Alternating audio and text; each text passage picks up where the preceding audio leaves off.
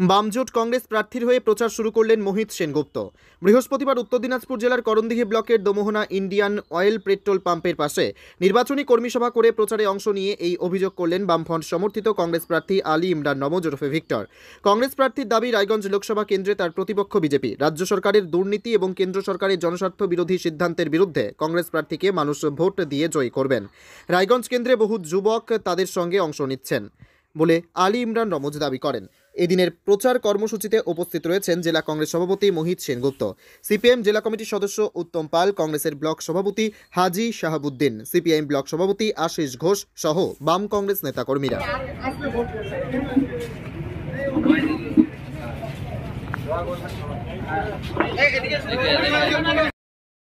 এখন একটা জিনিস এতক্ষণ আপনারা আমাদের আগে বুঝতে হবে,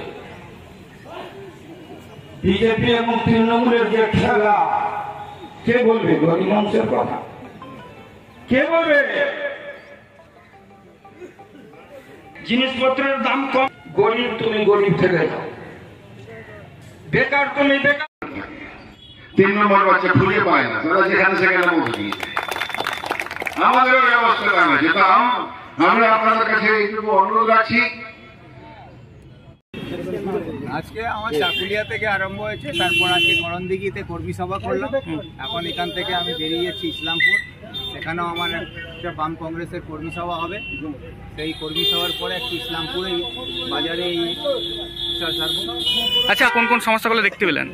সমস্যাই আছে কর্মী বৈঠকের মধ্যে। করণদিঘি, চাকুলিয়া, গল্পঘর বা রায়গঞ্জ লোকসভার মধ্যে যেগুলো মূল বিষয় আছে, সেই বিষয়ের সম্বন্ধে আমি নিজেই এই মাটির ছেলে, আমি সমস্ত বিষয় অবগত আছি। মূলত কোন বিষয়গুলোকে নিয়ে আপনি সামনে প্রচার সারছেন?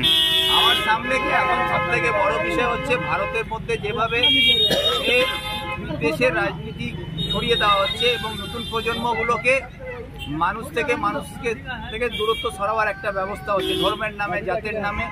সেই বিভাজনের রাজনীতির বিরুদ্ধে আমরা লড়াই করছি। আমাদের নেতা রাহুল গান্ধী পরিষ্কার বলেছেন कि नफरत के बाजार में मोहब्बत की दुकान लगाने आए। সেই ভালোবাসা যাতে চারদিকে ছড়িয়ে দেওয়া যায় সেই চেষ্টায় আমরা আছি।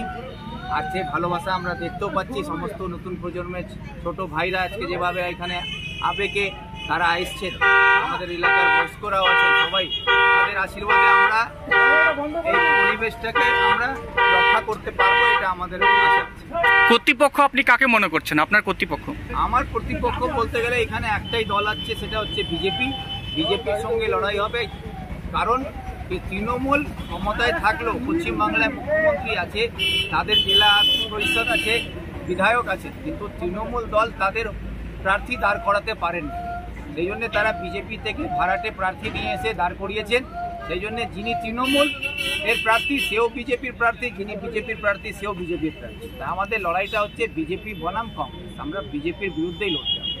আচ্ছা, তৃণমূল আপনাকে বলছে আপনি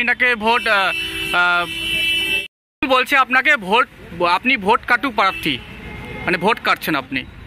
এই কথাটা যিনি বলছেন তাকে আগে উত্তর দেওয়া উচিত কি তিনি তৃণমূল এই কথা যখন বলে তৃণমূল উত্তর দিক না, আগে তৃণমূল নিজের প্রার্থী দাঁড় করাতে পারেনি কেন? তারা বিজেপিকে সহযোগিতা করার জন্য বিজেপির হয়ে প্রার্থী দাঁড় করিয়েছে, আর তারা আবার বাম কংগ্রেস জোটের প্রার্থীকে ভোট কাটবা বলছে। তারা তো বিজেপিকে জিতাবার জন্যই বিজেপির প্রার্থীকে এনে দাঁড় করিয়েছে। সেই জন্যে এইসব কথার উত্তর দেওয়ার আমি প্রয়োজন মনে করি না, তার উত্তর 26 তারিখে জনগণ দিয়ে দেবে। ভোট প্রচারে এসে কেমন সাড়া পেলেন? খুব ভালো সাড়া পাচ্ছি, সেই মানুষের আশীর্বাদ পাচ্ছি, মানুষের ভালোবাসা পাচ্ছি। এইতে বোঝাই যাচ্ছে কি আগামী 26 তারিখে মানুষই স্বতঃস্ফূর্তভাবে আমাকে জিতিয়ে পাঠাবার জন্য তারা উদ্যোগী এবং তারা নিজেই আমার হয়ে প্রচার প্রসার সব কিছুই জনগণই করছে।